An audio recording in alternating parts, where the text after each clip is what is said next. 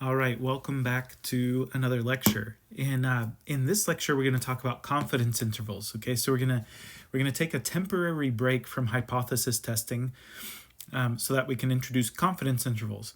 And I'm going to introduce this topic in a way that maybe somewhat unorthodox, but I think that it's important to give context to why we care about confidence intervals. Okay, so most of the time in an intro stats class, intervals would just be introduced as a tool to estimate a parameter, but it's never really been clear to me from that approach, like why we would even care about being able to do that.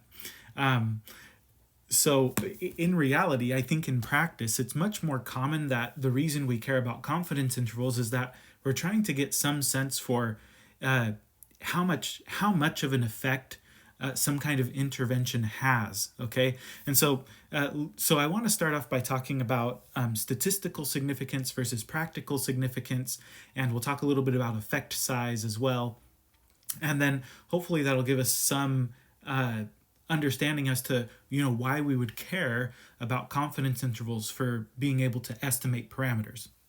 So if most of that is confusing to you and you don't understand what I'm talking about, that's totally understandable. But by the end of the section, you'll know what I mean. So let's get into it.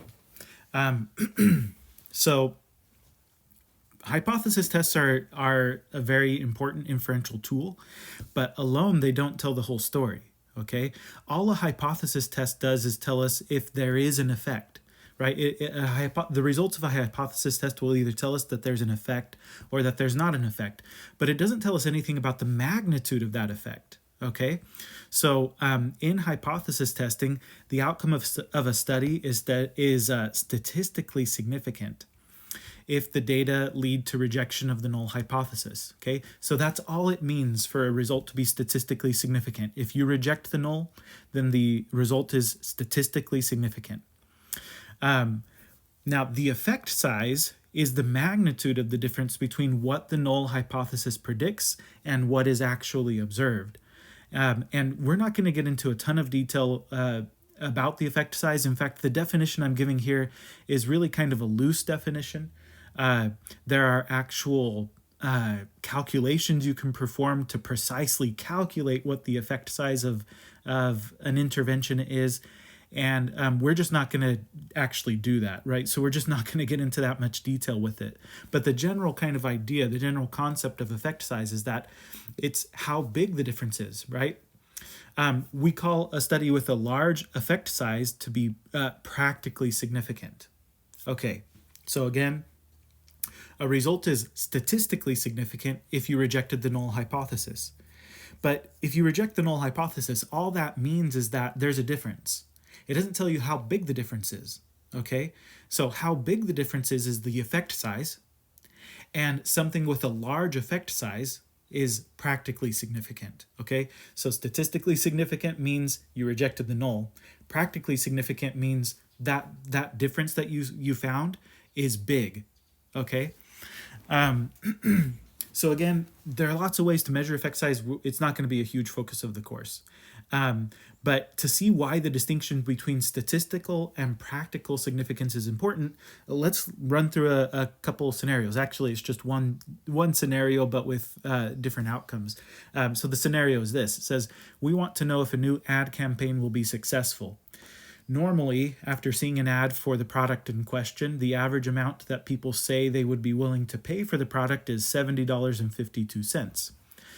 So now part A says, suppose that 27 people are shown the new ad, and the average amount that they say that they would be willing to pay for the product is $70.71. Would we say that the new ad campaign was successful? Well, the average amount of money that they say they would be willing to spend did increase, right? So from the perspective of the the ad agency, they might think that, yeah, well, that's there was an increase in the price people were willing to pay, so the new ad must have been successful. But as we know, it's possible that maybe you just got maybe you just so happened by random chance to get 27 people who would have been likely to pay more for this product regardless of the ad. So, or there could be other explanations for that increase as well. So the question is there enough of a difference there for us to say that yes, that truly we can say the ad made a difference? So what we would do to answer a question like that is we might run a hypothesis test like this, okay? And let's suppose that we get a p-value of 0.3848 so that we end up not rejecting the null hypothesis. What we would conclude is that no, there's not sufficient evidence to say that the new ad, was effective. So now the questions I want to consider are, did the ad have a statistically significant effect? And remember, for something to be statistically, I've misspelled that. I'll probably change it in your notes before I post the note. Statistically. Anyway, but did the ad have a statistically significant effect? I'm just laughing at myself. Statistically significant effect.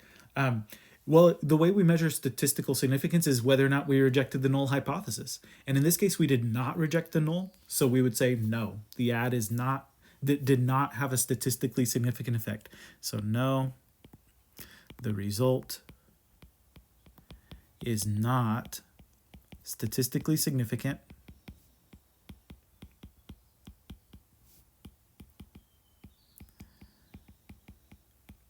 because we did not reject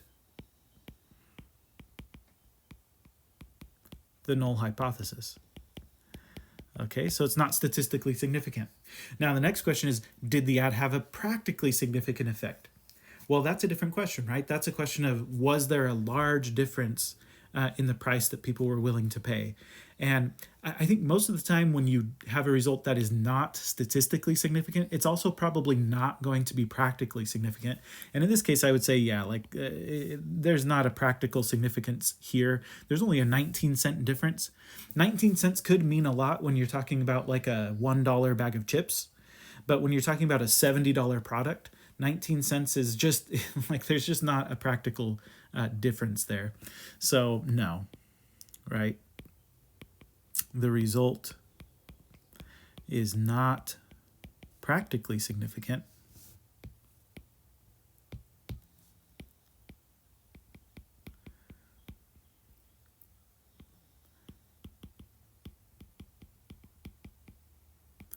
because there was only a 19-cent difference.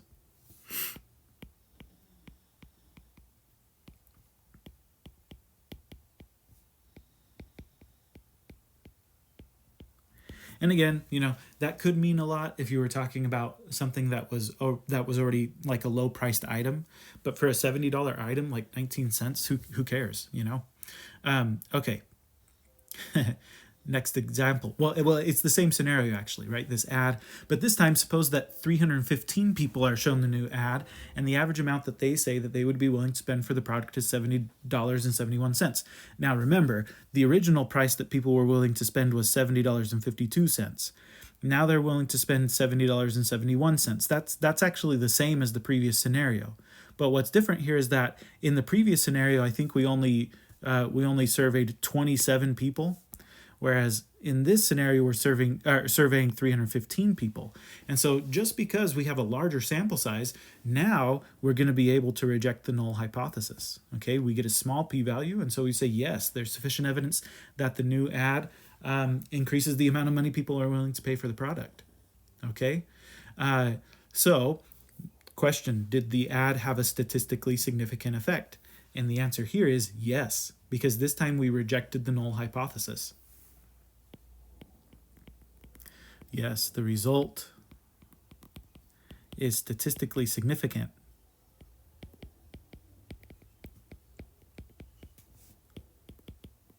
And once again, I've misspelled that word. Yes, the result is statistically significant because we rejected the null.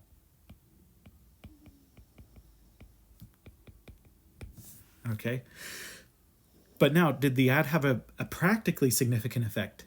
And here I would say that the answer is the same. I would say once again, no, right? Like this is still only a 19-cent difference. That's just not like a huge amount of money when you're talking about something that's already going to cost you $70, right? So did the ad have a practically significant effect? No, I would say no, right? The result is not practically significant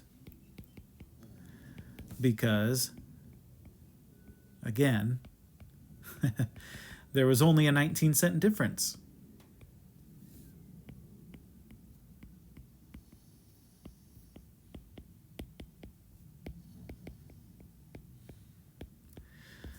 Maybe I should double check my math, make sure that that really is 19 cents. I think it's 19 cents. Yeah, it is 19 cents. Anyway, but yeah, so it's possible for a result to be statistically significant, but not really to be practically significant, right? You might reject the null hypothesis just because you had a really large sample size, but it doesn't mean that the difference that the test is detecting is has any kind of like practical meaning in the real world. Okay.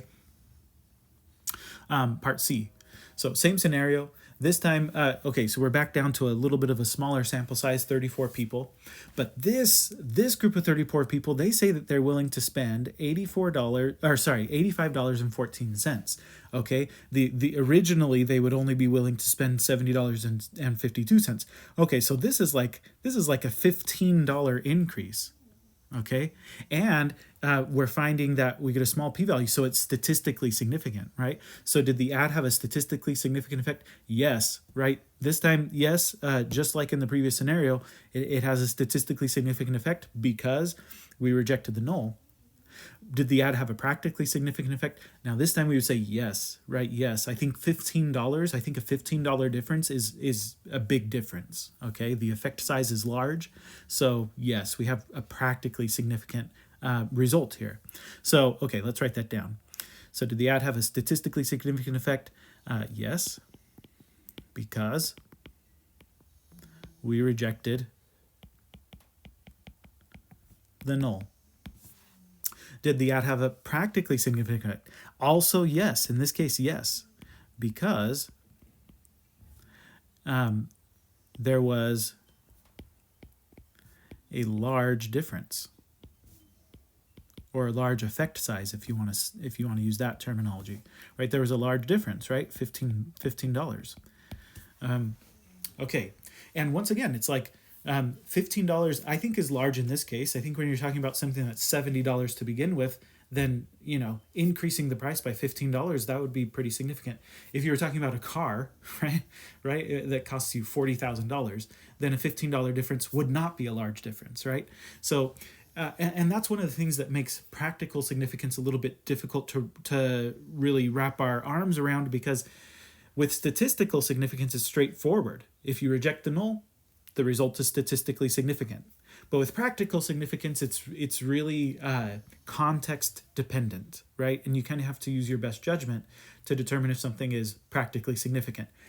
So with that in mind, you might be wondering, that might make you really nervous, because you're like, wait a second, on a test, like, how am I supposed to know what the right answer is? And I would just say, like, as long as you're backing up your answer with good reasoning, you don't have anything to worry about on the test. So that's the idea between statistical and practical significance. And that leads us into confidence intervals, okay? Because if we're going to gauge the practical significance of a result, then we need to have a good estimate for that result, right? We need to have a good estimate for what the sample, what the sample statistic indicates that the population parameter might be.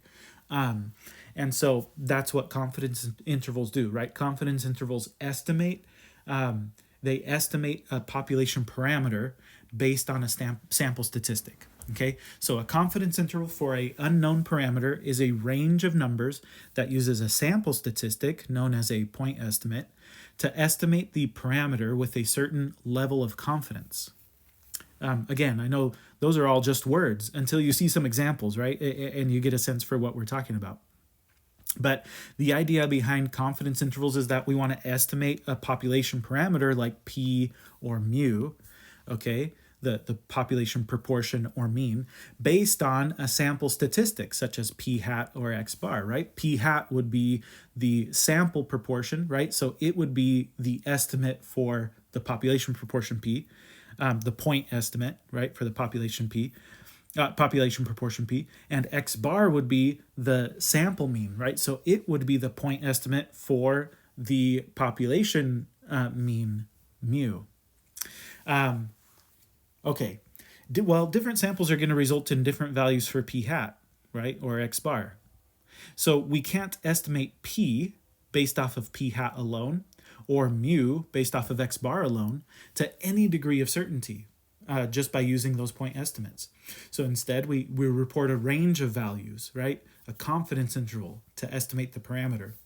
The level of confidence is how certain we are that the confidence interval contains the true population parameter that we're trying to estimate. And to compute a confidence interval, we'll just use the same tools from Art of Stat that we used to get p-values. As we go through this section and the next section, I'll explain what Art of Stat is doing behind the scenes. But for now, let's just practice using that tool. So let's take a look at an example. It says the drug Lipitor is meant to lower cholesterol levels. In a clinical trial of 500 patients who received 10 milligram doses of Lipitor daily, 45 reported a headache as a side effect. Part A says, compute a point estimate for the proportion of Lipitor users who will report a headache as a side effect. Well, the point estimate is just the sample statistic, okay? And that the sample statistic that you compute will just depend on the problem and what the problem calls for. In this case, we're talking about whether or not people experience the headache as a side effect. So another way to say that is we want to know what percentage or what proportion of people experience the headache as a side effect. And in fact, the problem itself directly says we want a point estimate for the proportion, right? For the proportion of Lipitor users. So the point estimate for the proportion of Lipitor users that are going to experience headache as a side effect is the sample proportion of Lipitor users who experienced headache as a side effect. And this is nothing new, right? We've been computing sample proportions all semester long. There were 500 people in the study, and 45 of them experienced the headache as a side effect. So it would just be 45 out of 50. Which I think is 90%, but let me double check. Yeah, sorry, not 90%, but 9%. Yeah, that comes out to exactly 0.09. Now, part B says, construct and interpret a 90% confidence interval for the proportion of Lipitor users who will report a headache as a side effect. Okay, so to do this, I'm going to use the same app from Art of Stat that I used to run a one-sample proportion test, which is the inference for a proportion app. And I'm going to plug in the same values that I had to plug in to get the p-value, right? So in this case, what I need to plug in is the sample size, which was 500, and the number of successes, which was 45. I'll also need to feed in the confidence level. In this case, I want a 90% confidence interval, so my confidence level is 90%. When we enter that in, I believe that we will enter it in as a decimal, but I could be wrong about that. Let's head over to the app and see what it looks like. Okay, so I'm going to go to Art of Stat.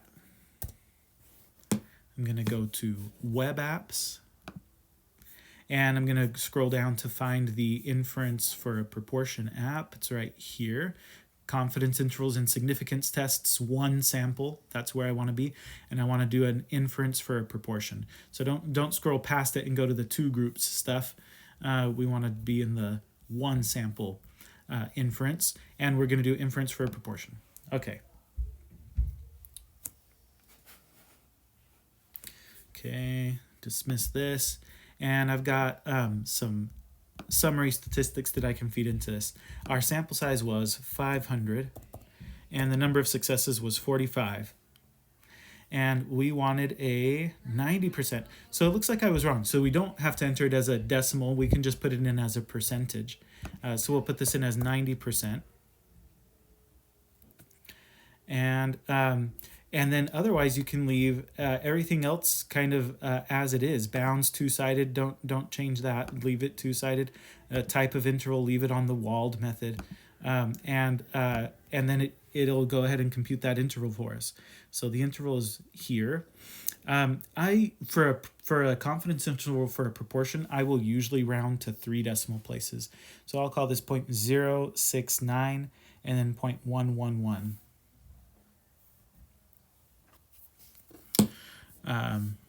Okay.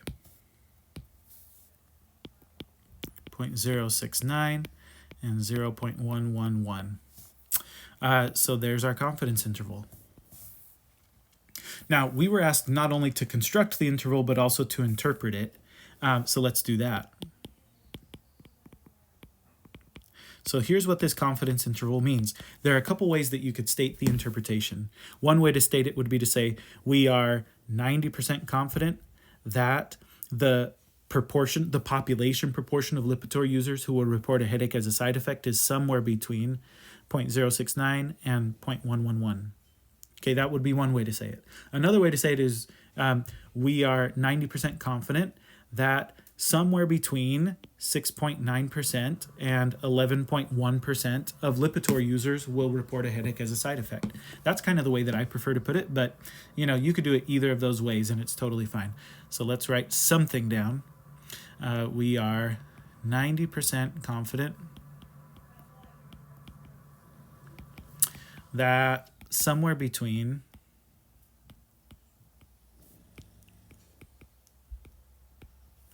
6.9% and 11.1% of Lipitor users will report a headache as a side effect. Okay, and so that's what a confidence interval does, right? It gives us an estimate. We'll play around with this a little bit more and kind of really try to make sure that we understand what this interval is saying. But let's just do a couple other examples. Part C says, construct and interpret a 99% confidence interval for the proportion of Lipitor users who will report a headache as a side effect. Well, we're going to do exactly the same thing we did before. Inference for proportion.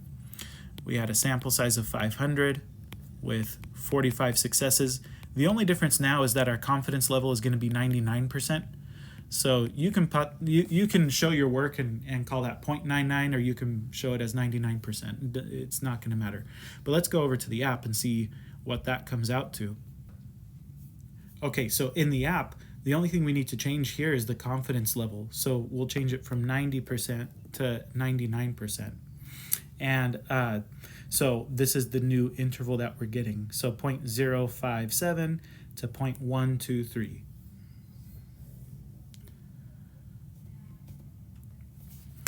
So 0.057 to 0.123.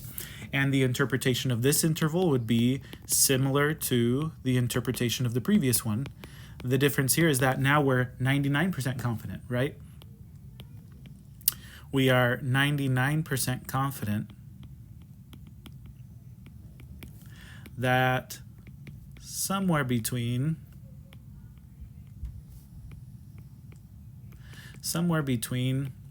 5.7% and 12.3% of Lipitor users will report. I think my kids just got home. So you might hear some noise in the background. Will report a headache as a side effect.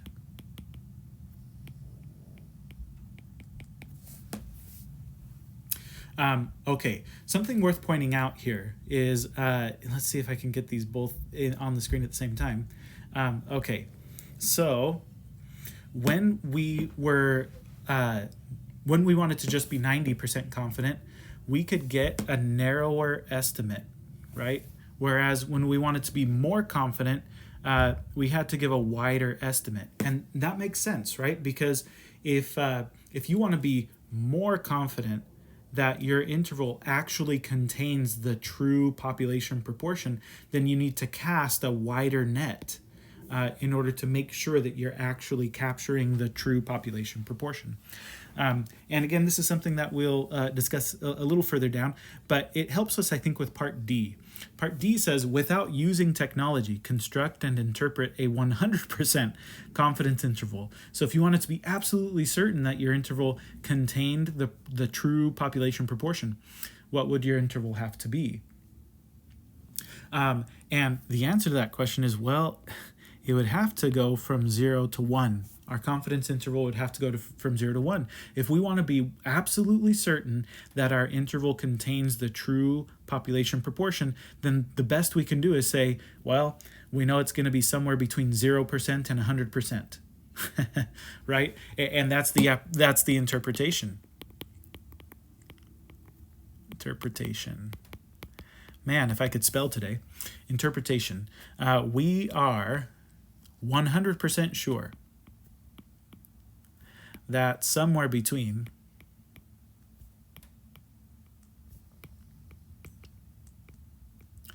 0% and 100% of Lipitor users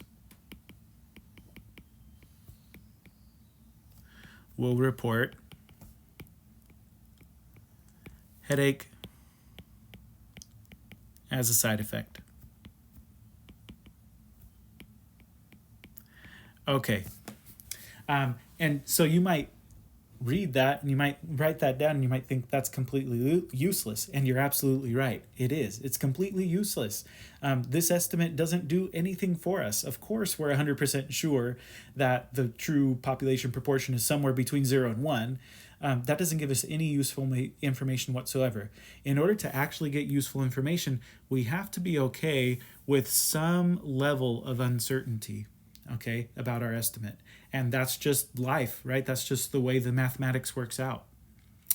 Okay, so now part E. How certain are we of each of the following claims? Okay, so it looks like we've got five different statements there. How certain are we of each of these things? How certain are we, for example, that the sample proportion was 0.09? So the answer to that question is we're 100% sure that the sample proportion was 0.09. That's what we collected, right? That was the information that was collected for us. We're 100% sure of that. But now the next question is, how sure are we that the population proportion is 0.09? And of that, we are 0% sure. Okay? So please try to understand the difference there, right? P hat represents the sample proportion. Well, we're 100% sure that in our sample, right, 9% of people experienced headache as a side effect. We're 100% sure of that.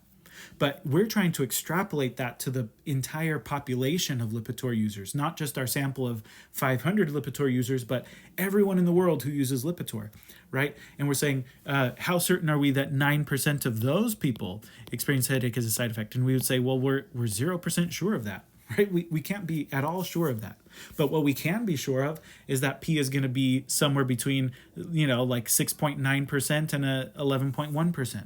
How sure are we that P is somewhere between those values? Well, that was our 90% confidence interval. So we're 90% sure of that, right? We're 90% sure that P is somewhere between 6.9% and 11.1%. Well, how sure are we that P is somewhere between 5.7 and 12.3%? Okay, well, that was our 99% confidence interval, right? So we're 99% sure of that. And then finally, how sure are we that P is somewhere between 0 and 1? Well, we're 100% sure of that, right? Okay, so this is the idea behind confidence intervals. And again, note that as our confidence level goes up, our interval width also goes up, right? We have to cast a wider net in order to gain more confidence that we're actually capturing the true population proportion. Okay, one more kind of follow-up question to this, and then we'll look at a different scenario. It says, are the following claims possible? And if so, are they likely? So claim 1, more than 5% of Lipitor users experience headache as a side effect. So is that possible? Yes, that's possible, right? It's possible that more than 5% of Lipitor users experience headache as a side effect. So yes, that's possible. Okay. Is it likely, right? Is it likely that more than 5% of Lipitor users experience headache as a side effect? By likely, what we mean is like, is that probable, right? Is it more likely to be true than it is to be false? I don't know how else to say it. It's just I know that sometimes that word has confused students in the past for whatever reason. But we're just asking, is it probable, right? It's possible. Is it probable, right? Is it likely? And I would say yes in this case. Yes, that's likely. The reason I'm saying yes, it's likely is because if you look at our 90% confidence interval or even our 99% confidence interval, in both cases, at the very lower end, more than 5% of people were experiencing headache as a side effect. So yes, it's likely because our confidence interval is above that value, is above 5%, right? So yeah, it's very, very likely that more than 5% of Lipitor users experience headache as a side effect. Okay, next claim. So is it possible, and if so, is it likely that more than 20% of Lipitor users experience headache as a side effect? More than 20%. Well, yes, that's possible. It's possible, right? It could be the case. Is it likely? And there I would say the answer is no, right? Like we're 99% sure that at most 12.3% of people experience headache as a side effect. So it's not at all likely that more than 20% of people are going to experience headache as a side effect. So I'd say no, not likely. Because at most, well, I'll say this, because we're 99% sure that it's at most 12.3%. Right? So, yeah, it's possible. I guess it could be the case that more than 20% of Lipitor users experience headache as a side effect, but it's not at all likely. Okay? And then finally, last claim, more than 110% of Lipitor users experience headache as a side effect. Well, this is not even possible, right? You can't have more than 100% of anything, right? So more than 110%? No. No, that's not even possible.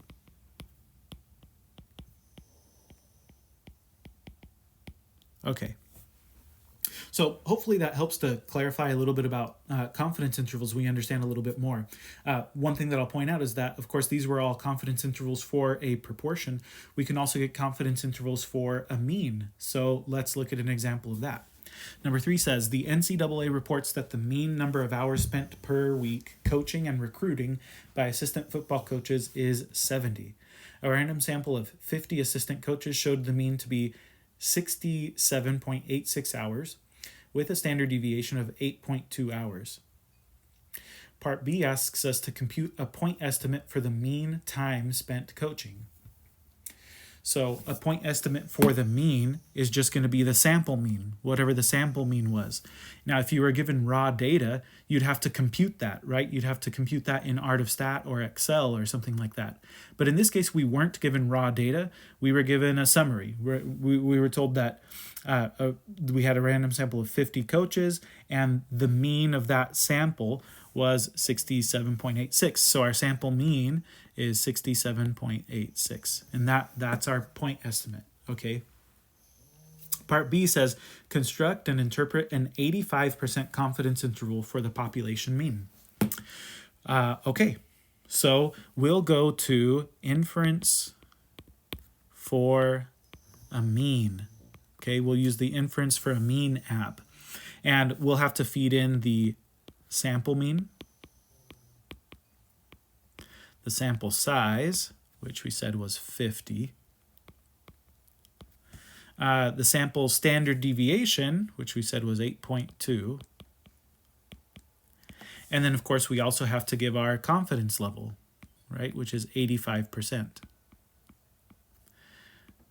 Okay, so I'm going to write my answer over here so I don't run out of space, but let's head over to the app to see what we get. Okay, so we'll use inference for a mean. Let me get rid of this. And we have our own summary statistics. Okay, so we'll go to summary statistics. Our sample size was 50. The sample mean was 67.86. And the sample standard deviation was 8.2. And we did indeed want a confidence interval. We wanted the confidence level to be 85%.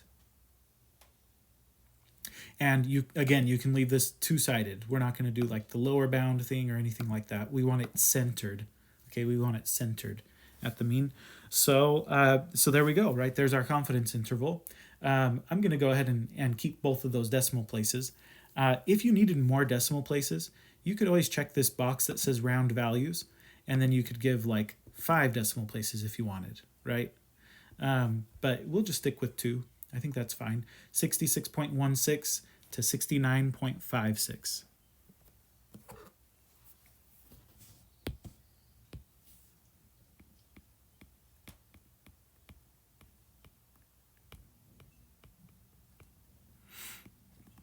Okay, so there's our interval. The interpretation.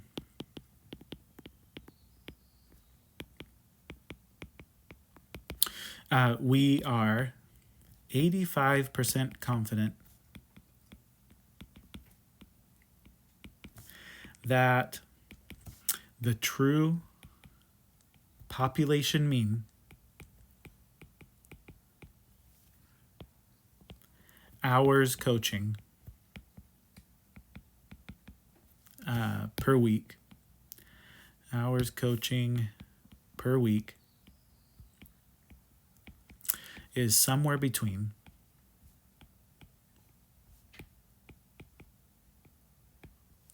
66.16 hours and 69.56 hours. Okay.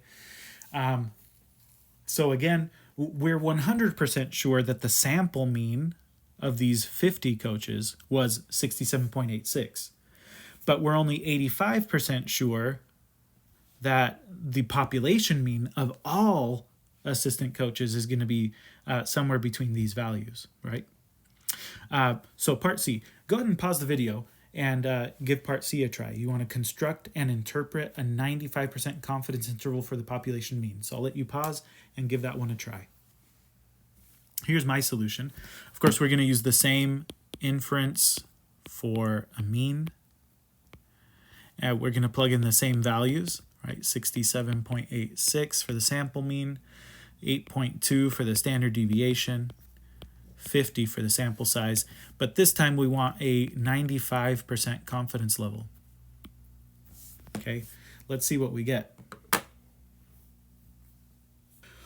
Okay, so in the app, the only change we're going to make is we no longer want an 85% confidence interval. We want a 95% confidence interval now. So I'm going to change the 85 to a 95.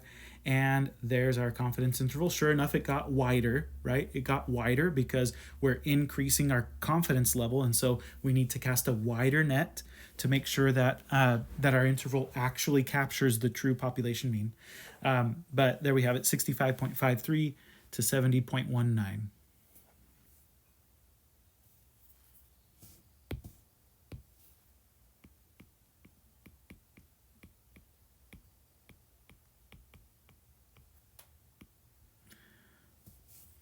Okay, so there's our confidence interval. So again, we need to interpret this.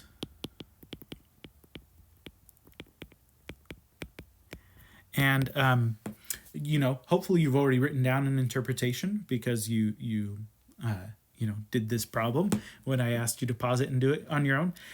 So the interpretation here would just be something like exactly like what we wrote down up here, only we're going to change the 85% to a 95%, and we're going to change the hours to reflect the new interval, right?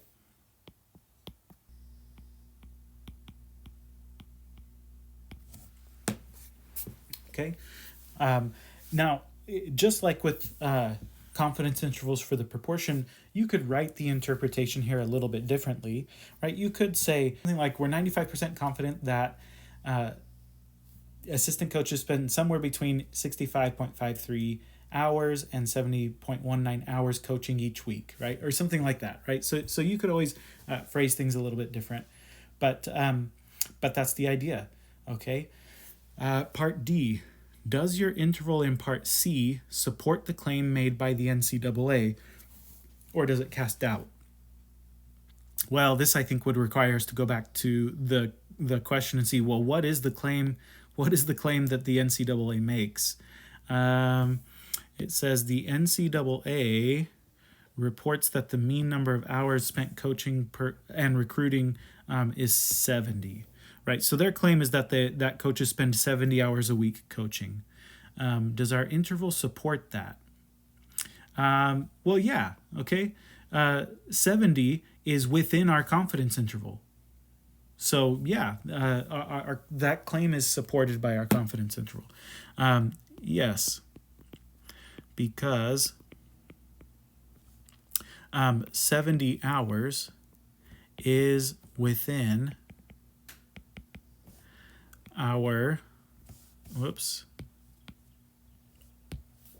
it's within our 95% confidence interval from Part C. Okay, so yeah, 70 would be a reasonable claim. I think something more than 70, like 75 hours, that would not be super reasonable. And something less than, 65, like 63 hours, that would also not be a reasonable claim. But 70 hours is a reasonable claim, right? It fits right inside of our interval. So yeah, it very well could be the case. All right. Part E, about how certain are we of each of the following claims? So how certain are we that mu, the population mean mu, is somewhere between 65.53 and 70.19. Oh, well, that's just that's our 95% confidence interval. We're 95% sure of that, okay? How certain are we that x bar equals 67.86? Well, x bar is just our sample mean. We observed our sample mean. We're 100% sure that the 50 coaches in our sample spent on average 67.86 hours working each week, right? We're 100% sure of that. Okay, how certain are we that mu is, so the population mean, right, is somewhere between 66.16 and 69.56 hours? Oh, well, that was our 85% confidence interval, right? So we're 85% sure of that. Okay, and then finally, how sure are we that mu, the population mean, equals exactly 67.86 hours? And the answer is we're 0% sure of that. Okay, again, we're 100% sure that the sample mean was 67.86, right? 100% sure that our sample of 50 coaches spent on average 67.86 hours coaching. 100% sure of that. But we are 0% sure that the population mean of all coaches is going to be 67.86 hours. Okay, and then last one. Are the following claims possible? And if so, are they likely? So claim 1, the mean number of weekly coaching hours is more than 65. More than 65. Yeah, I think that's pretty safe to say, right? I mean, look at this confidence interval. At least, this shows us that coaches are spending, we're 95% sure that they're spending at least 65.53 hours. This interval is saying we're 85% sure that they're spending at least 66 hours coaching. So yeah, it's possible that they spend more than 65, and it's pretty likely that they're spending more than 65 hours coaching. So yes, it's possible. And yes, it's likely. Okay. Okay, next one. The mean number of weekly coaching hours is more than 80. Is that possible? Yes, it's possible, right? It's possible that coaches could spend 80 hours a week coaching. Yes, it's possible.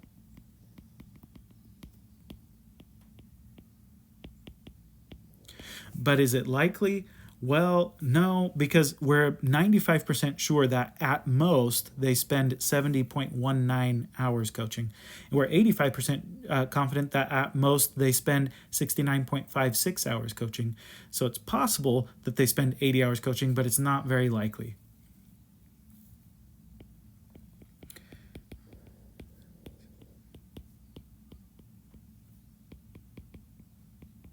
Okay. Last claim, the mean number of weekly coaching hours is more than 170. Okay. Is that, well, first of all, is that possible? I don't think so. There are only 24 hours in a day, right? So if you multiply that times 7 days in a week, 24 times 7 is 168. So there are only 168 hours in a week. So it's not possible for someone to work for 170 hours in 1 week, right? Because there's only 168 hours. Even if you literally just worked all day, every day, never slept, never ate, right? You just worked the whole time, you still would not be able to reach 170 hours in a week because there's only 168 hours, right, in a week. So no, this is not possible.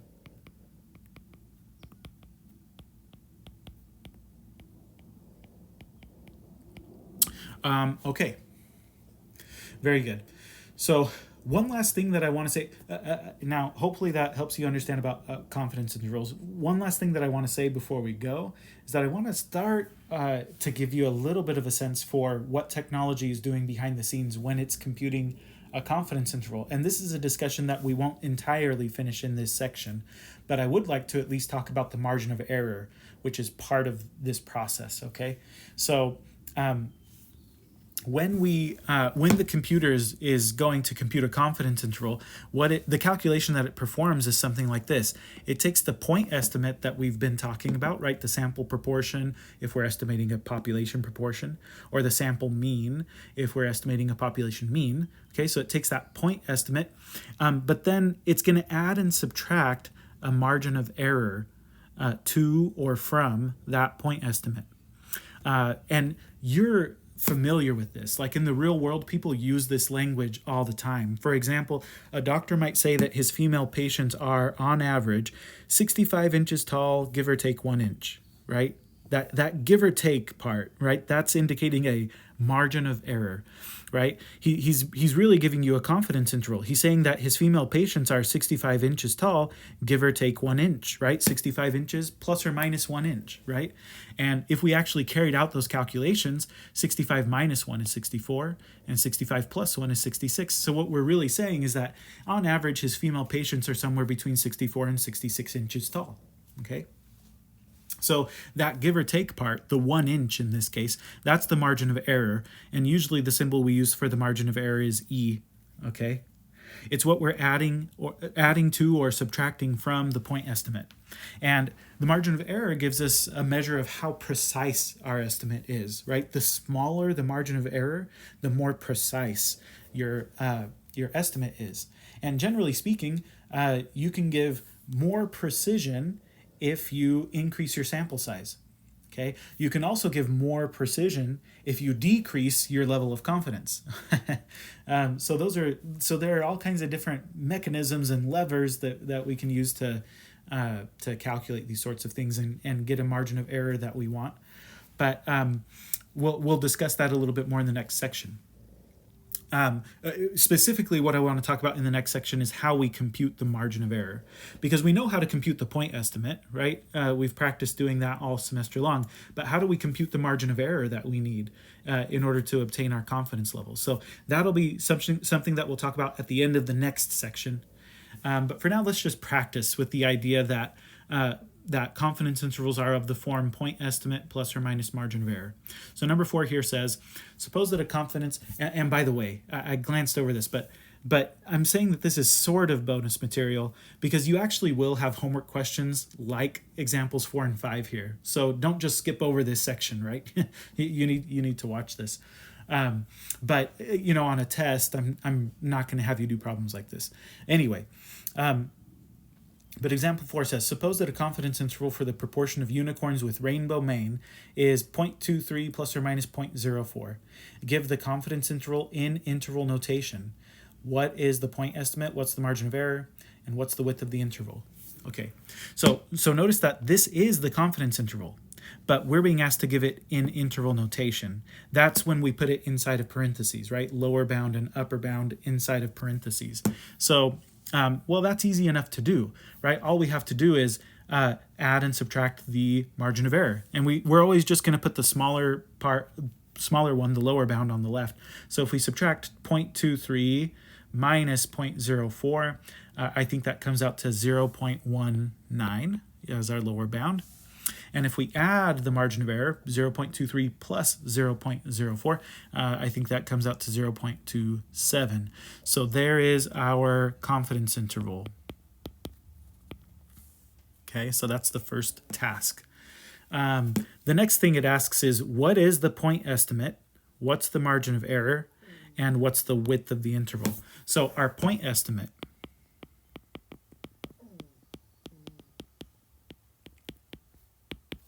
is p hat, okay?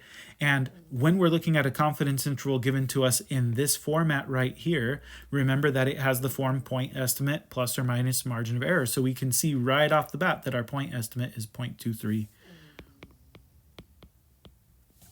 What's our margin of error?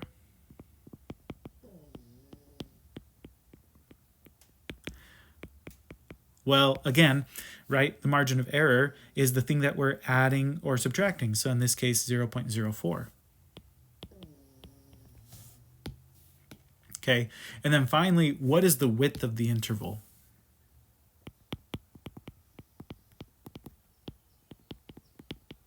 Okay, we'll use a W to stand for the width of the interval.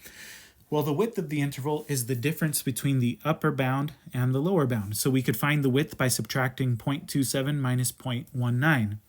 But notice that the way that we got the upper bound and the lower bound was by adding the margin of error and then subtracting the margin of error, which means the width of the interval is just going to be 2 times whatever the margin of error was. Okay, so however you prefer to find the width is fine with me. You can do upper bound minus lower bound, or you can just do 2 times the margin of error. That's how I kind of prefer to think about it. And so that comes out to 0.08, which sure enough is the same thing that you would get if you did 0.27 minus 0.19, right? It's 0.08. Okay, so that's that one. Let's look at the next one. Suppose that a confidence interval for the length of unicorn tails is 94.7 plus or minus 12.1 centimeters. Give the interval in interval notation. What's the point estimate, margin of error, and what is the width of the interval? So give the video a pause, see if you can hammer those out on your own. Here are my solutions. So for the confidence interval, we're going to first of all subtract the margin of error to get the lower bound. 94.7 minus 12.1 comes out to 82.6. And then to get the upper bound, we're going to add the margin of error rather than subtract it, and that comes out to 106.8. For the point estimate, p hat equals 90, or sorry, not p hat, oops. Because this is an interval for a mean, right? This is an interval for the mean length, the average length of a unicorn tail. So the point estimate here is x bar. X bar. Anyway, so point estimate x bar equals 94.7. Okay, margin of error is going to be 12.1. And the width of the interval, again, that's just the difference between the upper bound and the lower bound, or you could get it by doing 2 times the margin of error, which should just come out to 24.2. Either way, right? Either way you do it. So, okay, that's it for this section.